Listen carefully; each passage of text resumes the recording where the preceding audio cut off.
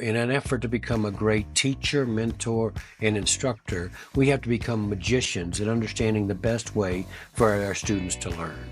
I have found that the student, associate, or employee learns in three general ways.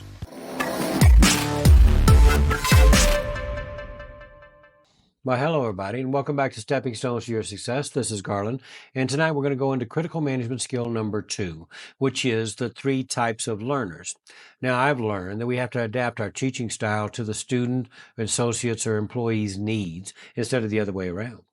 You know, as humans, we use our 5 senses to help us learn about and understand the world around us. In an effort to become a great teacher, mentor, and instructor, we have to become magicians at understanding the best way for our students to learn.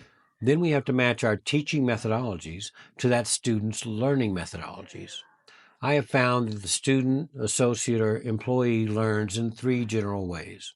First one is called visual learners. Now, these students learn best by watching. It's monkey see, monkey do. I'm kind of like that as well. Now, you know you're dealing with a visual learner if they tell you, you know what, I'm not seeing it in my mind's eye, or I'm just not visualizing. Now, the next kind of learner is what's called an auditory learner. This person learns most by listening. They learn by hearing it and internalizing it and making it their own. Now, you know you're dealing with an auditory learner when they're saying things like, you know, I don't hear you, or this just doesn't sound right. Now, the third type of learner is what we call a kinesthetic learner. Now, these people learn by doing. They have to feel the technique. Now, you know you're dealing with a kinesthetic person when they're saying things like, you know what, this doesn't feel right to me, or I'm just not feeling it. Now, once we understand the different learning styles possible among our students, then we quickly realize that when we're teaching a group of students, there's going to be a mixed bag of auditory, kinesthetic, and visual learners in that group. Therefore, we need to teach in such a way that we're able to communicate in a language that each type of learner is able to best understand. I have found the best way to teach this mixed bag of learning styles is to implement the following.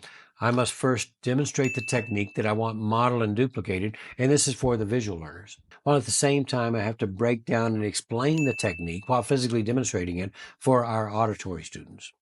We must then, as a group, walk through the technique together for our kinesthetic students, while at the same time positioning myself so that everyone can see for the visual students. And then remembering to increase the volume of my voice while I'm explaining and demonstrating for the auditory students. And finally, I've learned we're only good at the things that we practice. You know, repetition's the mother of skill, and consistency is the father. We must become masters of disguised repetition in order to keep our classes, seminars, and teachings exciting, productive, and fun. So that brings us back full circle on critical management skill number 2, which is identifying the 3 types of learners and adapting our teaching style to the students' needs. So have a wonderful evening, all the best to your family, and we'll be back to you real soon.